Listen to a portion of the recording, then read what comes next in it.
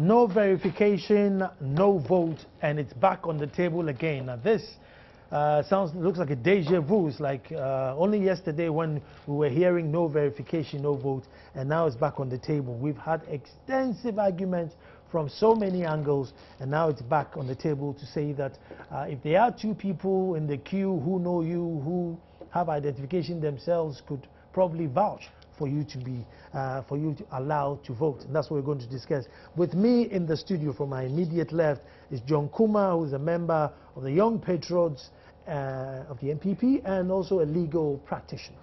And then my far left is our own brother Bernard Mona, General Secretary, PNC.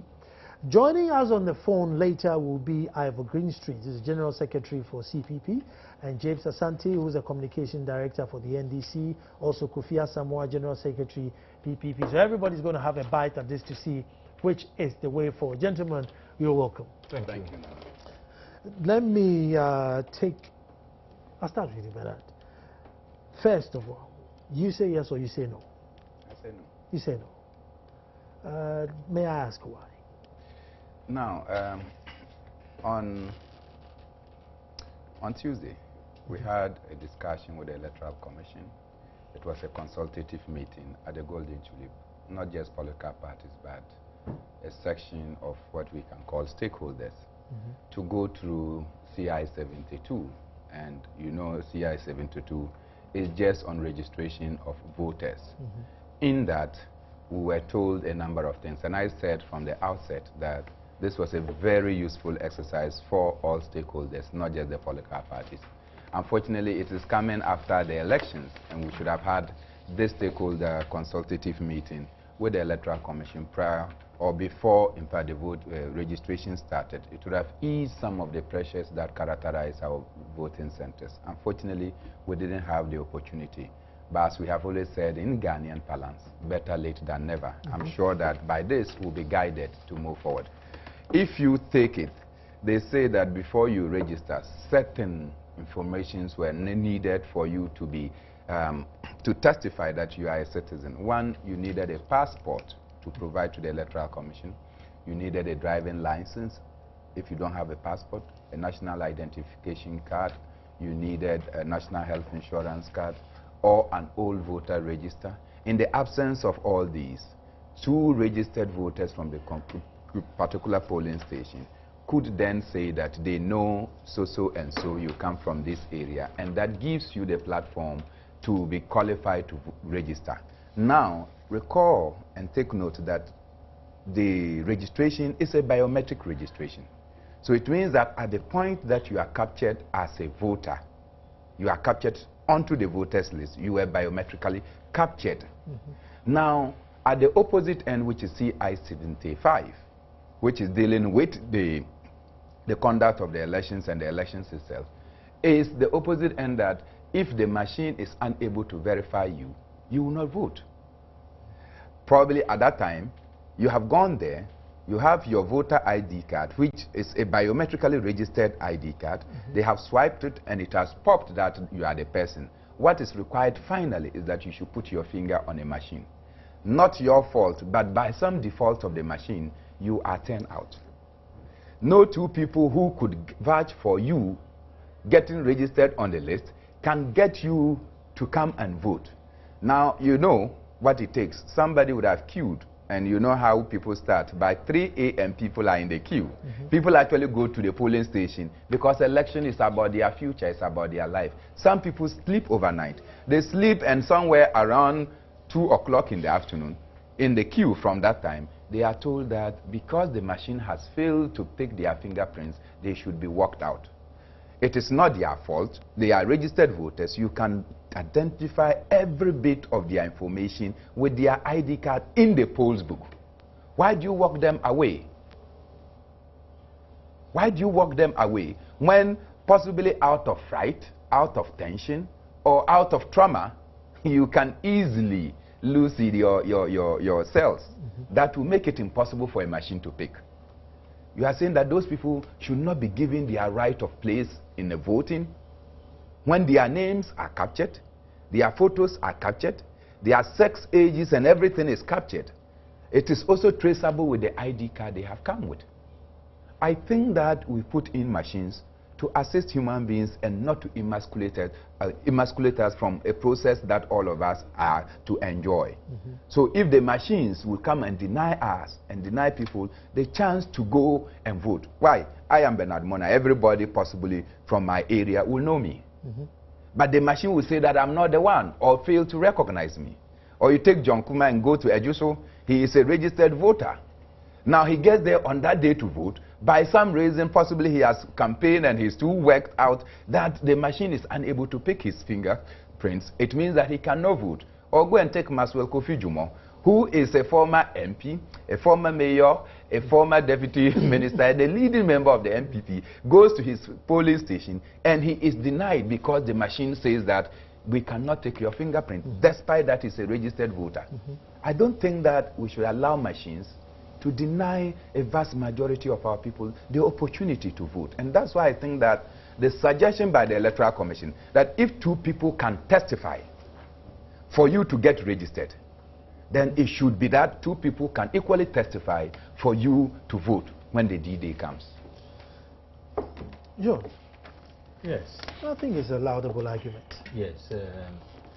The right to vote, it's a constitutional right of every citizen, and as much as possible we should be able to allow every qualified Ghanaian who is 18 years of age and of sound mind to have the opportunity to be registered and to also cast out his vote. But every process have got rules and guidelines that must guide the process. And these rules and guidelines are only meant to guide the process and to keep a certain level of integrity, because you don't want to abuse the process. And sometimes you want to create an exception to the rule, and that one becomes the rule itself, and then it tends to be abused. I think that the biometric registration, which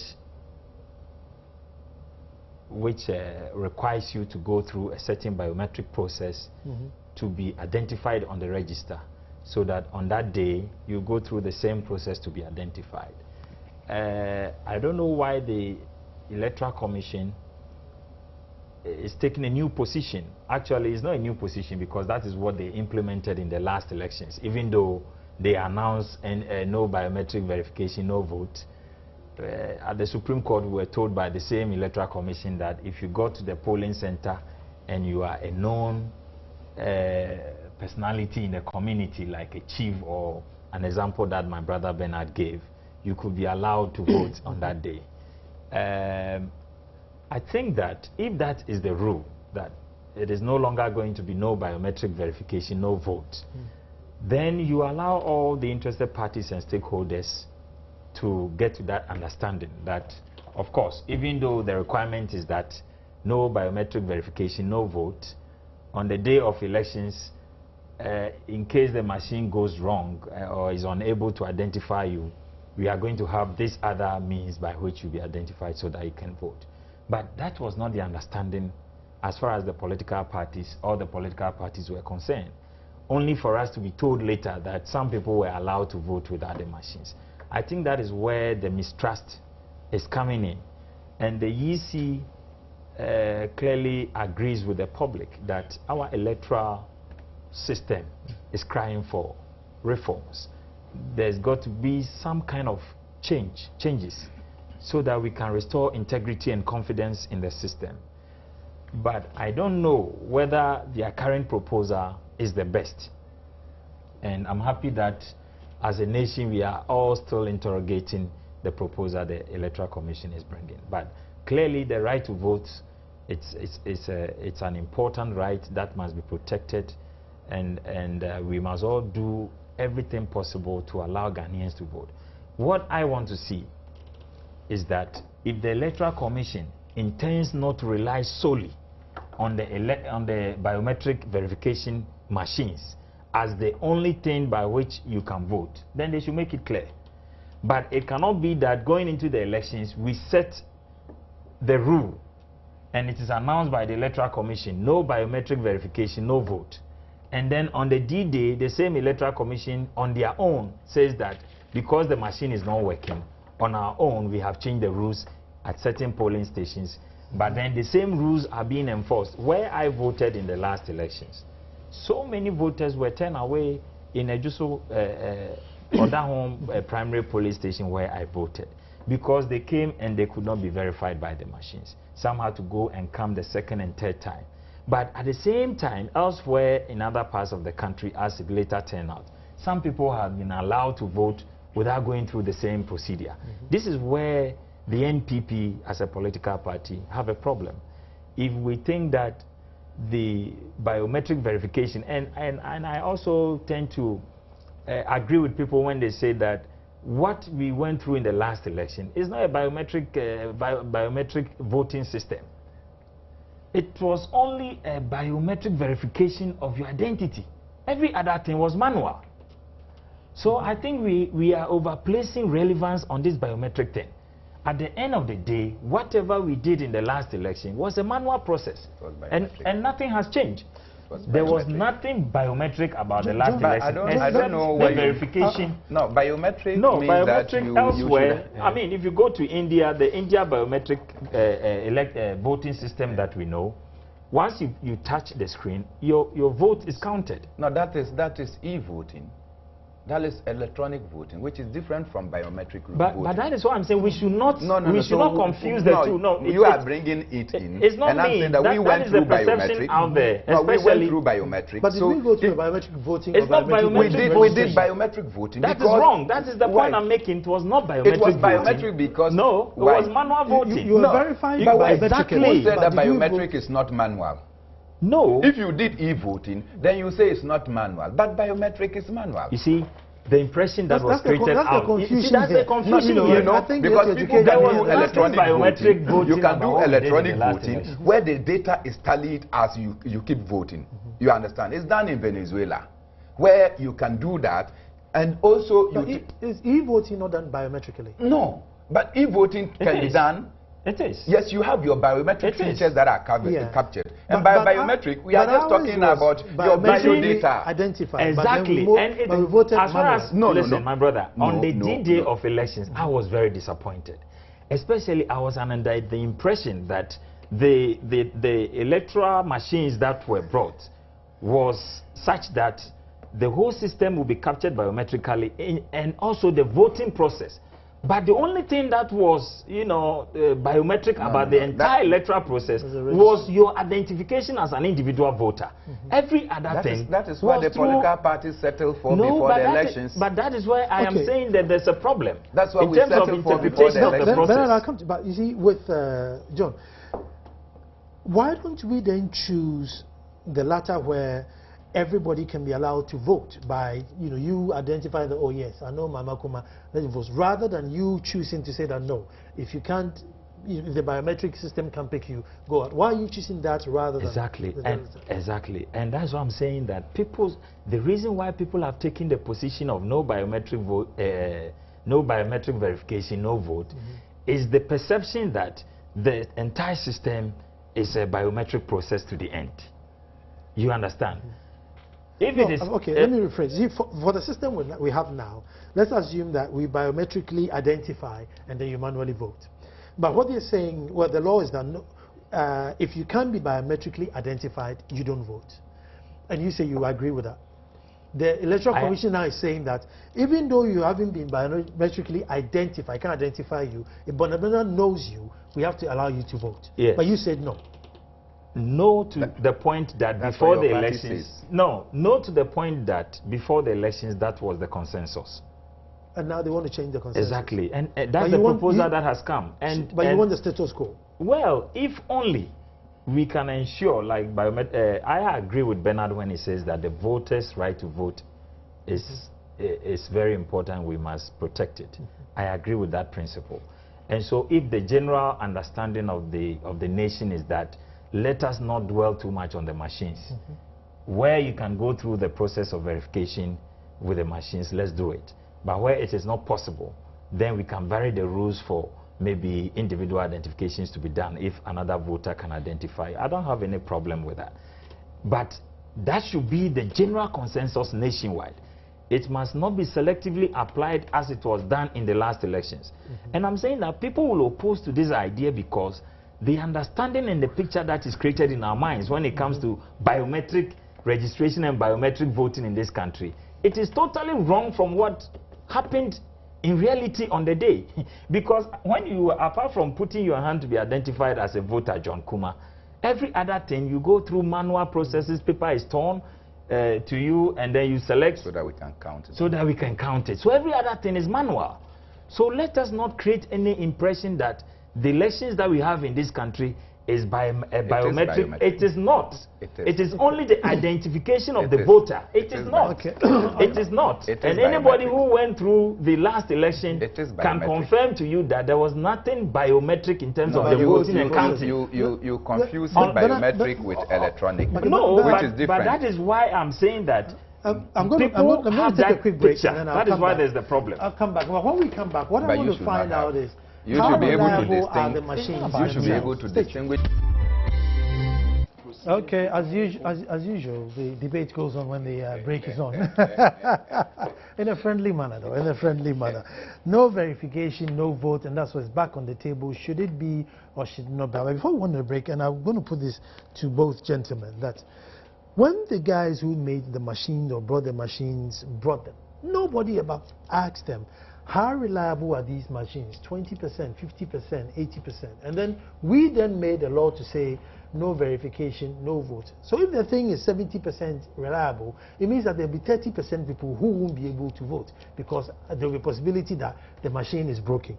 Have we consulted those who made these machines so that we can make a law suitable to back it? I mean, Bernard, I'll start with you. You know, I am excited about these developments, particularly that the Electoral Commission itself is coming out. And I think that sometimes it's good for them to admit their own failures. See, prior to the registration, the procurement of biometric materials and what have you, I had the occasion to walk out on an IPAC meeting because we're invited and only told that we should come and observe the implementation, or what do we call it, the piloting. And I said that that was not the way out.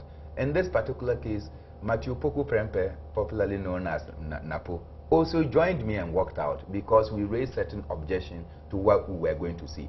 In that meeting, we asked about how sustainable, how reliable are these machines that you are bringing.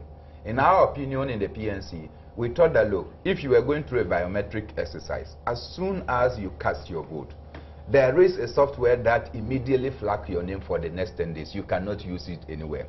That will prevent multiple voting. It will also ensure that we have transparency. When we got there, the Electoral Commission had taken a stance. So when we asked, and you can check the press statements by the chairman of the Electoral Commission, he came out to say that the machines that they are bringing are capable of standing our weather and that breakages were not going to happen. And I was surprised. Unfortunately, when we started the process, we started confronting the issues. And at this particular consultative meeting, he came out to say, yes, the things were 100% in those countries where they were manufactured. When they got to our system, our weather was so violent that our weather affected their performance, efficient performance, and many other things. So clearly, we didn't do our homework well. And if you also monitor the timetable of the Electoral Commission, prior to election 2012 in particular, it was in disarray, because we did not keep to the time that we planned. Said that we were supposed to complete the biometric registration and everything before the district assembly elections, so that we could have used that to do the experimentation. We did not. So we ran into election 2012, a major national exercise with an experimental project that we had just embarked on, and that gave us the difficulties that we have.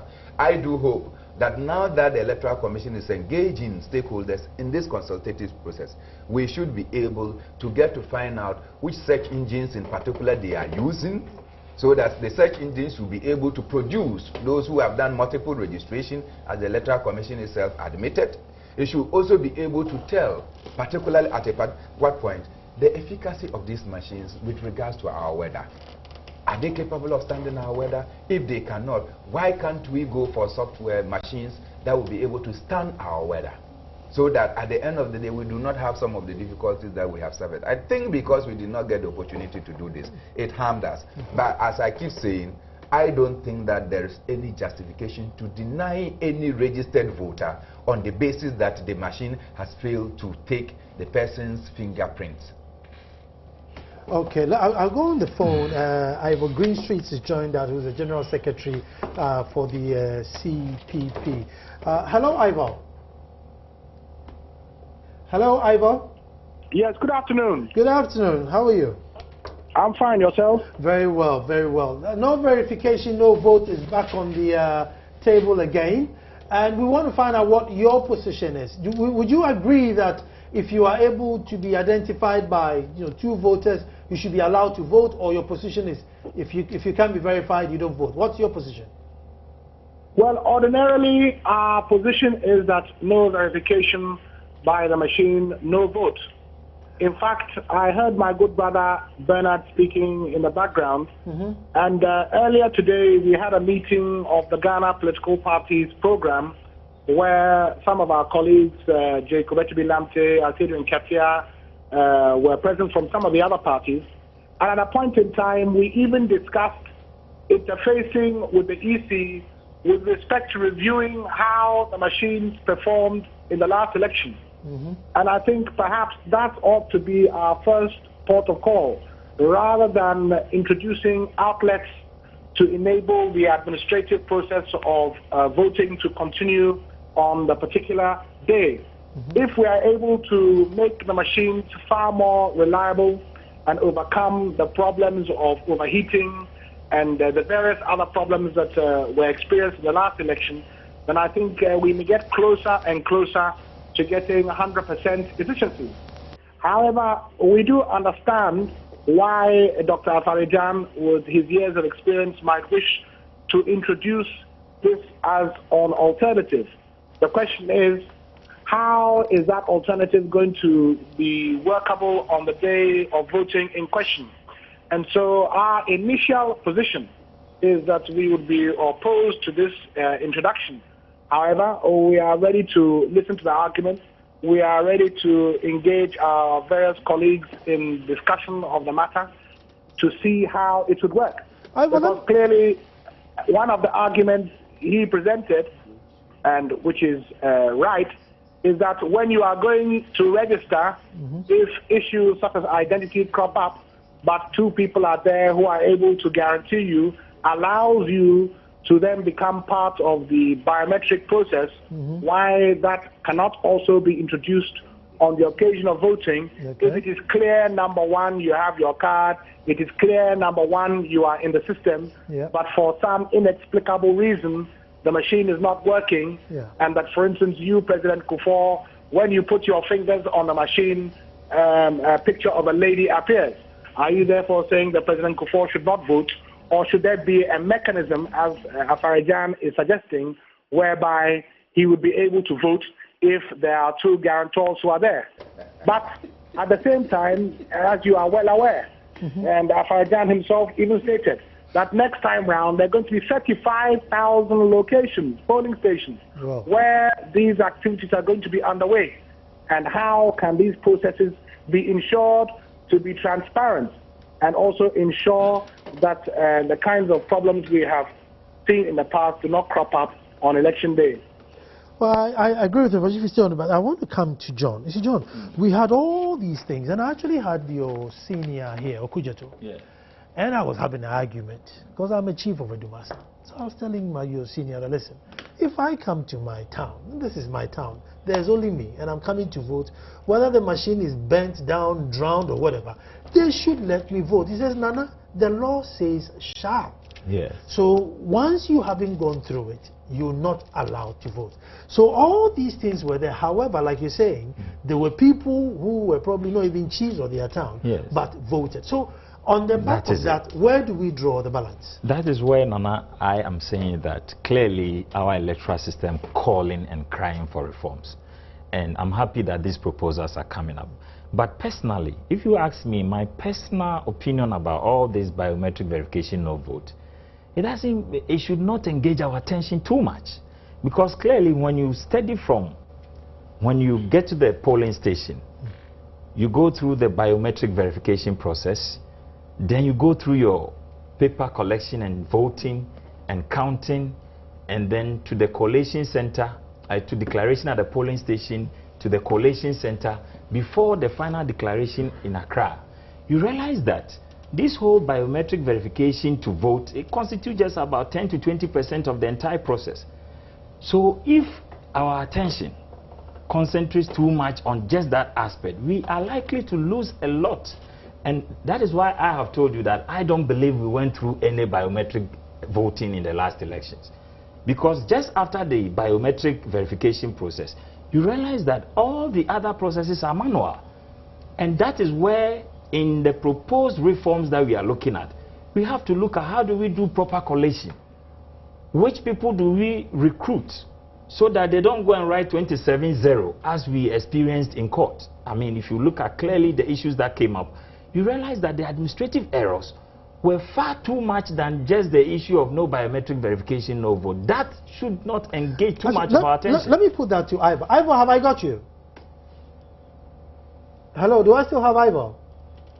Yes, I'm here. I'm on the line. Oh, good. Ivor, you see, John has just raised an issue that what we had last year, or 2012, was just the biometric verification. But as far as the voting was concerned, it was all manual. So, with you putting a stumbling block on it saying no, it was only the verification. And indeed, why don't we allow the person to vote? It's going to be manual anyway. Well, I mean, the manual is in the sense of actually going in there and applying your thumbprints on a piece of paper. I'm assuming that is what he's referring to. And the fact that it is not one stage further and it being electronic voting. But clearly, it is the whole verification process which has been the bane of our electoral problems in the past. And if you look at even many of the matters that were raised at the Supreme Court during the petition, it involves much of the things here I just referred to in terms of the manual processes, the pink sheets and the clerical errors and all the problems that were faced on the day. I think it is important that the EC have held this recent meeting. I think it's important that very early on we are engaging all the various stakeholders as to how to improve the process. And I believe that particularly with the district elections coming up later in the year, if we are able to have as many of these meetings as possible, then we can use those processes as a way of seeing how far we have come and how far we have improved since 2012. Okay, let me bring Bernard in here. Bernard, you see, you were saying let's apply common sense because, machine was made for man and not man for machine. So I'm going to take two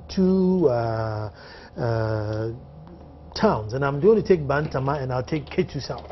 There will be two people standing there constantly recognizing everybody, and they'll be voting. And, Ketu South and Bantama will come up with some wild figures where everybody's just recognizing everybody. But the whole idea was to really limit it. So if we get the loophole that, if you swipe and you don't go, don't worry, you and I will stand there and will recognize them. No. For obvious reasons. No. If you read CI 72 clearly, it tells you that, look, you can't do for more than 5 people. The two or the one of you who is a registered voter cannot do for more than 5 people. Well, that's enough. You understand? That's enough. No, that's what it says. So if it is me and John Kuma that identify you, and fortunately we identify Ivory Street, and we identify... You have enough people in Bantama and Ketu South to identify we do over that. 100 or... No, you see, you're getting this wrong. The fact is that it is only when the machine fails to identify or verify somebody, that is the time the person now has a fallback position to go back and say, look, but I come from this area. So you are the chief of the area. Now you go to the area, you can't cast your vote, and you want to say that nobody in the village will say that this is our chief in particular, and therefore the chief walks back and go and sit down. No, I'm talking about when the person is not so much known. Because at any point in time, the machine is there. It is, we say that when the machine fails to verify somebody, and yet bear in mind, but you and I know, a registered voter. Exactly, but you and I know that John is coming voter. And John is not eligible, so by all means the machine is not going to pick it. If John is not eligible, John's name will not be captured in the voter register. So the fact that John has the registered ID card means he's gone through a certain stage. He's gone through the first stage of it. All that he's coming to do is to finalize the stages that he has gone through by casting a vote. He registered some time past, his details are kept. Bear in mind, it's not just the ID card. When you come with the ID card, there's the polls book. They also swipe your ID card on the system to verify. So the ID card is verified. They check through the book, and then they find your picture. They find every other thing there. So it's only it is the only the finger that go and put your fingers there, and at that point the machine said, I will not recognize you because you went and did some hard labor. You went and engaged in blacksmithing. This time you went to harvest your crops, because at the time you were registering, you were not engaged in any difficult work. So your cells were alive. Now that you have done some things that have traumatized your cells, the machine fails to pick it. And you say that, despite that I'm a registered voter, it's not that I'm just a citizen. I am a registered voter. We can verify every other thing about me in the book, but because just this machine has failed to take my fingerprints, I should walk out after I've sat in the place for more than 4 hours. And you know, the tiptoe lane, you know how many times, you know the time you went there, I was monitoring. By 11 p.m., people have started putting stones and queuing at the various police stations. They stayed there till the following morning, around 11, only to get there to be told that you cannot vote because the machine cannot pick your thumbprint. Well, folks, stay tuned. I mean, it was man made for machine or machine made for man. We need to find the balance and move forward. We're coming straight back. Well, no verification, no vote. But John Kuma keeps saying things which I think we need to pay heed. Is that, look, we're narrowing this issue too much, but there were other big issues, and I really thought we had time to talk about it, because there has been a precedent that's been set, and now we're going into 2016 with this precedent. You know, once upon a time we said shall. It didn't make any, you know, they said that the presiding, you know, polling station agent should fill forms which were not filled. We are still going into a coming election. What then happens if the same mistakes happen again? You know, all these things are things that I think should be brought onto the table. But let me speak to Kofi Asamoah Sian, who's the General Secretary for PPP. National Secretary for PPP. Kofi.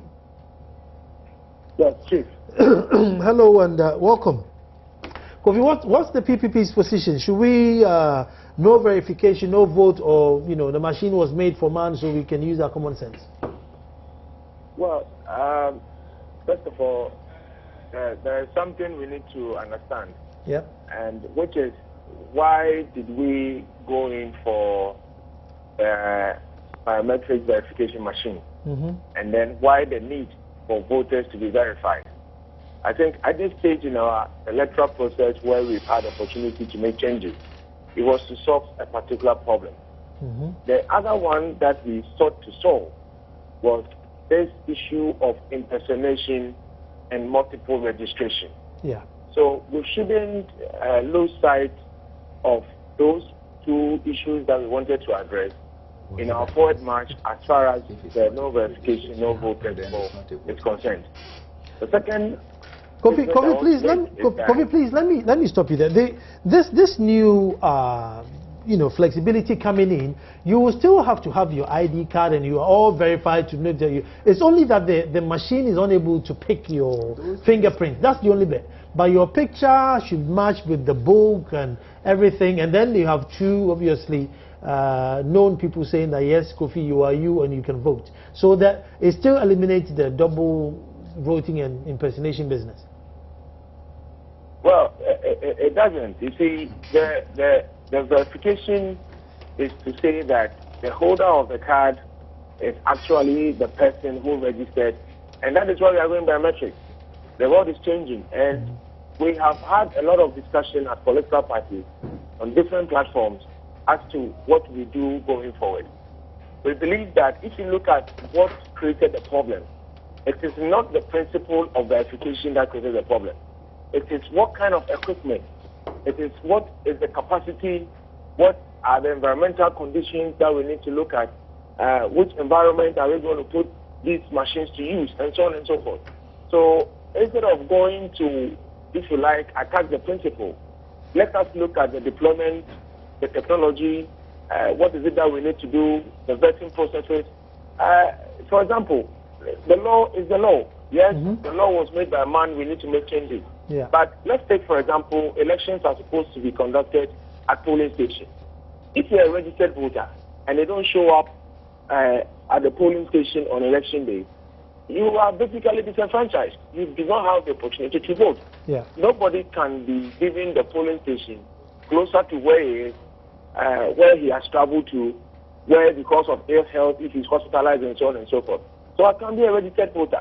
But if I don't show up at the polling station, I am not allowed to vote. So if the principle is that you must be verified, and we have adopted it as an electoral principle, let us stick to it and let us find a way of addressing the challenge. Thank you. For example, this issue of polling stations, we are increasing the numbers. So we need to do something that will solve the problem instead of taking the principle away.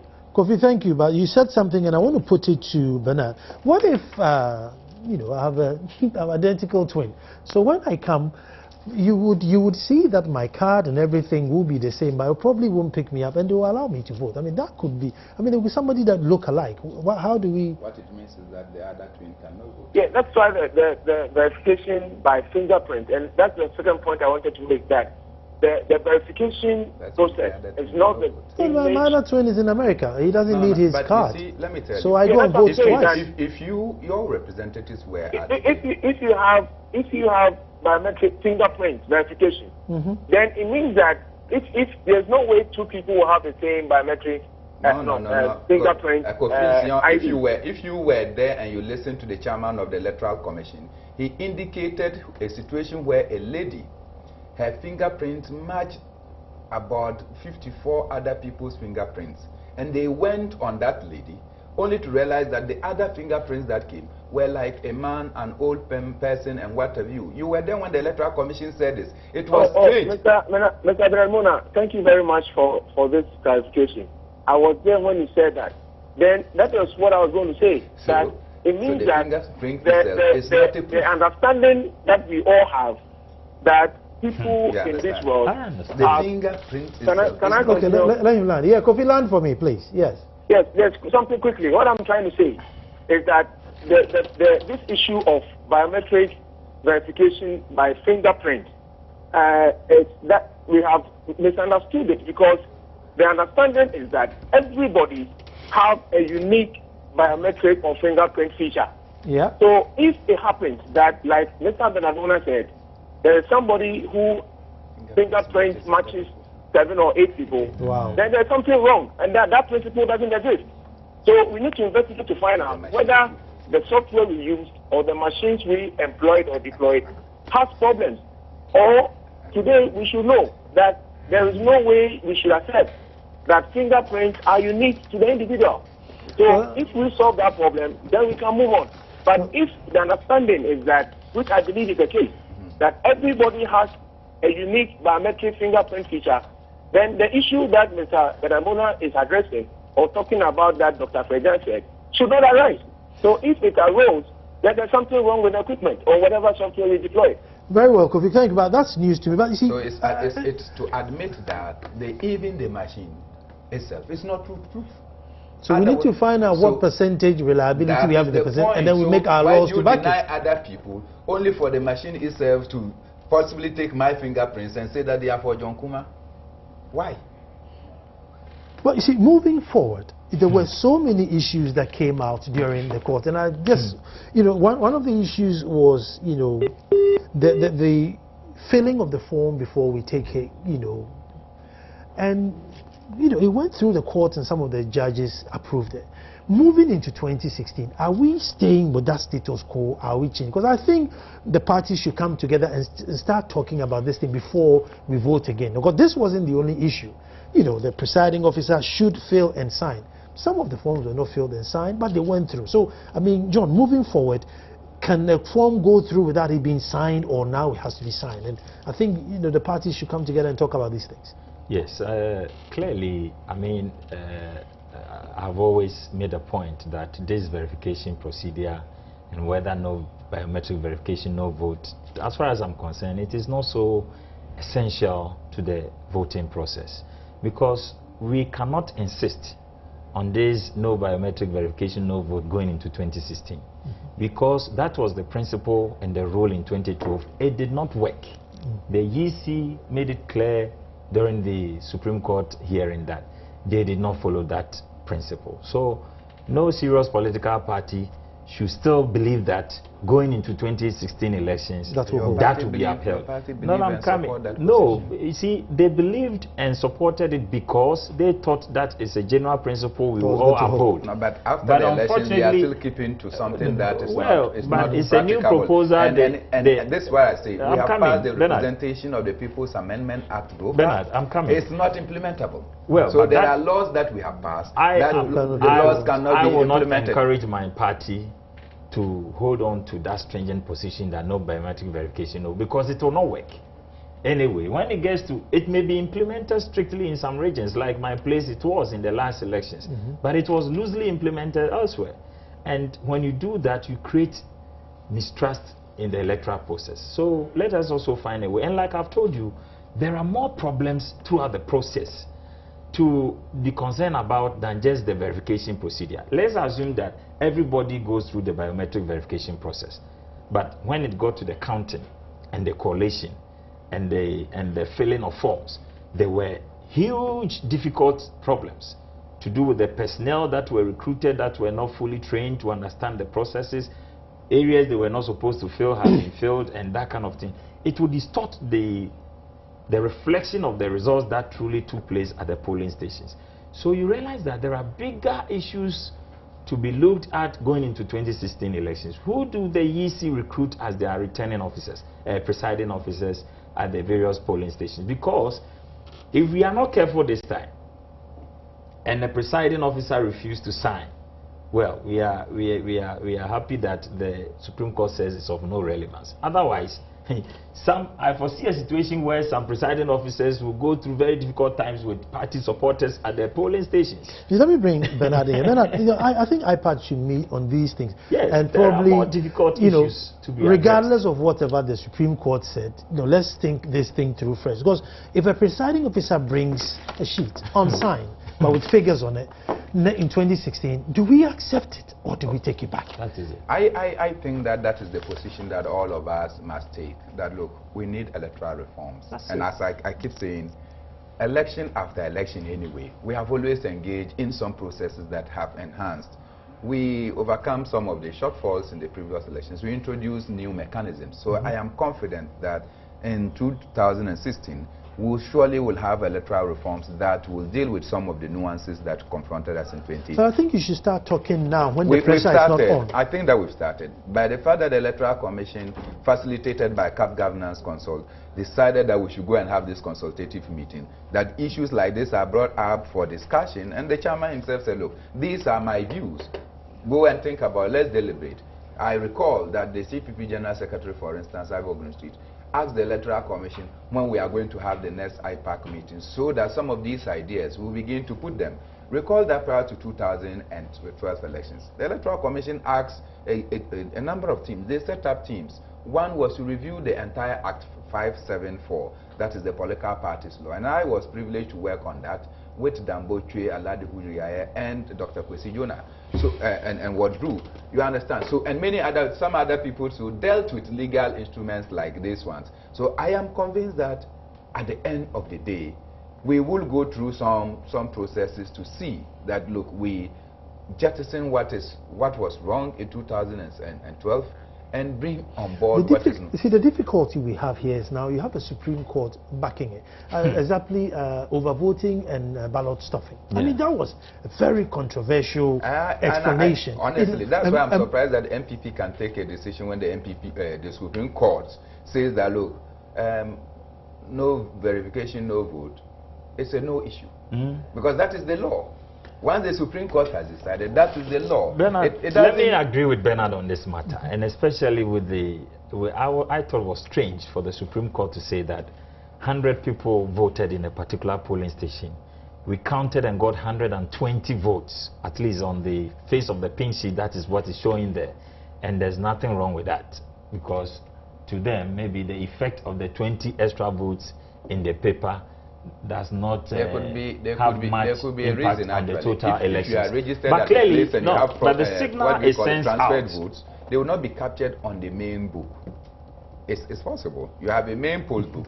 100 people but that is where the difficulty is. If people have the votes, it's acceptable. You understand? I'm coming. So if I transfer my vote to a particular police station, obviously it will not be the same as those who registered. No, there. then so the forms for filling the form, the votes should have a space to capture that there has been 20 votes that has been transferred. I agree with you on that. But if we allow the impression out there to stay that 100 people can vote, we can count 150 votes, and that is not overvote. How do you know when it was transferred a danger or not? for the next election. No, I agree with you that we should create a mechanism to check on the this. parties should come together and start talking now that the pressure is not too on, and come to a consensus before 2016. Whatever the Supreme Court said, you know, I think they should all come together and say, okay, that was then, this is now. But thank you very much to Bernard Mother. Thank you to John and our brothers who joined on the phone. My name is Tanan Sako. And as I say, well, tomorrow we'll be back to do it all over again. Thanks for watching.